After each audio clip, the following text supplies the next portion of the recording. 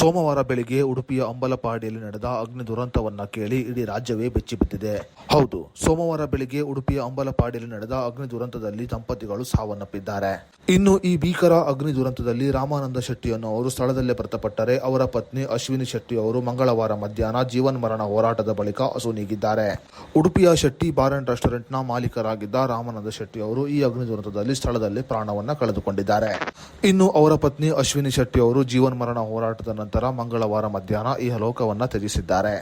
ಉಡುಪಿಯ Shetty bar and ರೆಸ್ಟೋರೆಂಟ್ನ ಮಾಲೀಕರಾದ ರಾಮಾನಂದ ಶೆಟ್ಟಿ ಅವರ ಪತ್ನಿ ಅಶ್ವಿನಿ ಶೆಟ್ಟಿ ಅವರು ಸೋಷಿಯಲ್ ಮೀಡಿಯಾ ಸ್ಟಾರ್ ಆಗಿ ಗುರುತಿಸಿಕೊಂಡಿದ್ದರು. ಇನ್ನು ಅಶ್ವಿನಿ ಶೆಟ್ಟಿ ಅವರಿಗೆ ಇನ್ಸ್ಟಾಗ್ರಾಂನಲ್ಲಿ ಸುಮಾರು 90,000 ಹಿಂಬಾಲಕರಿದ್ದಾರೆ. ಅಶ್ವಿನಿ ಶೆಟ್ಟಿ ಅವರು ತಮ್ಮ ಇನ್ಸ್ಟಾಗ್ರಾಂ ಖಾತೆಯ ಮೂಲಕ ಭಾರತೀಯ ಸಂಸ್ಕೃತಿ ಸಂಸ್ಕಾರಗಳನ್ನು ತಿಳಿಸುವುದು ಮಾತ್ರವಲ್ಲದೆ ಖಾದ್ಯ ವೈವಿಧ್ಯಗಳನ್ನು ಅನಾವರಣಗೊಳಿಸುತ್ತಿದ್ದರು. ಅದೇ ರೀತಿಯಲ್ಲಿ ಅಶ್ವಿನಿ ಶೆಟ್ಟಿ ಅವರು ಇನ್ಸ್ಟಾಗ್ರಾಂನಲ್ಲಿ ವಿಡಿಯೋಗಳನ್ನು ಶೇರ್ ಮಾಡುವುದರ ಮೂಲಕ ಸಾಕಷ್ಟು ಜನಪ್ರಿಯತೆಯನ್ನು ಗಳಿಸಿಕೊಂಡಿದ್ದರು. ಇನ್ನು ಅಶ್ವಿನಿ ಶೆಟ್ಟಿ ಅವರ ಸಾಮಾಜಿಕ, ಆಧ್ಯಾತ್ಮ, ಬದುಕು ಮತ್ತು ಜೀವನ ಶೈಲಿಯ ಕುರಿತ ವಿಡಿಯೋಗಳು ಸಾಕಷ್ಟು ಜನಪ್ರಿಯತೆಯನ್ನು ಗಳಿಸಿಕೊಂಡಿದ್ದವು. ಅಶ್ವಿನಿ ಶೆಟ್ಟಿ ಅವರ ನಿಧನದ ಬಳಿಕ ಅವರ ಅಭಿಮಾನಿಗಳು ಅಶ್ವಿನಿ ಶೆಟ್ಟಿ ಅವರ ವಿಡಿಯೋಗಳನ್ನು ಶೇರ್ ಮಾಡುವುದರ ಮೂಲಕ ಕಂಬನಿಯನ್ನ ಮಿಡಿಯುತ್ತಿದ್ದಾರೆ. ರಾಜಕೀಯವಾಗಿ, ಸಾಮಾಜಿಕವಾಗಿ ಹಾಗೂ ಸಾಂಸ್ಕೃತಿಕವಾಗಿ ಕ್ರಿಯಾಶೀಲರಾಗಿದ್ದ ಅಶ್ವಿನಿ ಶೆಟ್ಟಿ ಅವರು ಉಡುಪಿಯ ನಗರ ಬಿಜೆಪಿ ಮಹಿಳಾ ಮೋರ್ಚಾ ಪದಾಧಿಕಾರಿ ಕೂಡ ಆಗಿದ್ದರು. ಇನ್ನು ರಾಮಾನಂದ ಶೆಟ್ಟಿ ಮತ್ತು ಅಶ್ವಿನಿ ಶೆಟ್ಟಿ ಅವರು ತಮ್ಮ ಇಬ್ಬರು ಮಕ್ಕಳ ಜೊತೆ ಅಂಬಲಪಾಡಿಯ ಮನೆಯಲ್ಲಿ ವಾಸವಿದ್ದರು. ಸೋಮವಾರ ಬೆಳಿಗ್ಗೆ ಸುಮಾರು 5:50 ಸುಮಾರಿಗೆ ಈ ಅಗ್ನಿ ದುರಂತ ನಡೆದಿದ್ದು, ಈ ದುರಂತದಲ್ಲಿ ರಾಮಾನಂದ ಶೆಟ್ಟಿ ಮತ್ತು ಅಶ್ವಿನಿ ಶೆಟ್ಟಿ ಅವರು ಪ್ರಾಣವನ್ನ ಕಳೆದುಕೊಂಡಿದ್ದಾರೆ. ಇನ್ನು ಈ ಅಗ್ನಿ ದುರಂತ ನಡೆದ ಸಮಯದಲ್ಲಿ ಅಗ್ನಿಶಾಮಕ ದಳ ಮನೆ ತಲುಪಿದ ಸಮಯದಲ್ಲಿ ಮನೆಯ ಬಾಗಿಲು ತೆರೆಯಲು ಆಗದ ಸ್ಥಿತಿ ನಿರ್ಮಾಣವಾಗಿತ್ತು. ಕಿಟಕಿ ಬಾಗಿಲನ್ನು ಒಡೆದು ಅಗ್ನಿಶಾಮಕ ದಳದ ಸಿಬ್ಬಂದಿಗಳು ಮನೆಯನ್ನ ಪ್ರವೇಶ ಮಾಡಿದಾಗ ರಾಮಾನಂದ ಶೆಟ್ಟಿ ಅವರು ಮನೆಯ ಬಾಗಿಲ ಬಳಿ ಬಿದ್ದಿದ್ದರು. ಇನ್ನು ಅವರ ಧರ್ಮಪತ್ನಿ ಅಶ್ವಿನಿ ಶೆಟ್ಟಿ ಅವರು ಬೆಡ್ರೂಮ್ನಲ್ಲಿ ಮೂರ್ಛೆ ಬಿದ್ದಿದ್ದರು. ಇನ್ನು ಬೆಡ್ರೂಮ್ನಲ್ಲಿ ಬಿದ್ದಿದ್ದ ಅಶ್ವಿನಿ ಶೆಟ್ಟಿ ಅವರನ್ನ ತಕ್ಷಣ ಮಣಿಪಾಲ ಆಸ್ಪತ್ರೆಗೆ ದಾಖಲು ಮಾಡಲಾಗಿದೆ.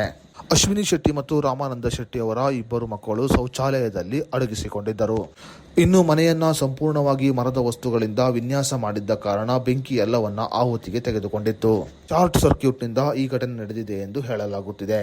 ಅಗ್ನಿ ದುರಂತ ನಡೆದ ಸಮಯದಲ್ಲಿ ರಾಮಾನಂದ ಶೆಟ್ಟಿ ಅವರು ಮನೆಯ ಬಾಗಿಲನ್ನು ತೆರೆಯಲು ಪ್ರಯತ್ನ ಮಾಡಿದ್ದಾರೆ. ಆದರೆ ಭದ್ರತೆಯ ಕಾರಣಗಳಿಂದ ಅದು ಸಾಧ್ಯವಾಗಿರಲಿಲ್ಲ. ರಾಮಾನಂದ ಶೆಟ್ಟಿ ಅವರು ಹೊಗೆಯಿಂದ ಉಸಿರುಗಟ್ಟಿ ಸಾವನ್ನಪ್ಪಿದ್ದಾರೆ ಎಂದು ತಿಳಿದು ಬಂದಿದೆ. ಇನ್ನು ರಾಮಾನಂದ ಶೆಟ್ಟಿ ಅವರ ಮನೆಯನ್ನ ಅತ್ಯಾಧುನಿಕ ಫರ್ನಿಚರ್ಗಳಿಂದ ವಿನ್ಯಾಸ ಮಾಡಲಾಗಿತ್ತು. ಇನ್ನು ಇವರ ಮನೆಗೆ ಸೆಂಟ್ರಲ್ ಎಸಿ ಹಾಕಿಸಲಾಗಿತ್ತು ಮತ್ತು ಮನೆಗೆ ಡಬಲ್ ಡೋರ್ ಭದ್ರತೆಯನ್ನು ಕೂಡ ಇರಿಸಲಾಗಿತ್ತು. ಮನೆಯ ಗಾಜುಗಳನ್ನು ಅಷ್ಟು ಸುಲಭವಾಗಿ ಒಡೆಯಲು ಸಾಧ್ಯವಾಗುವುದಿಲ್ಲ.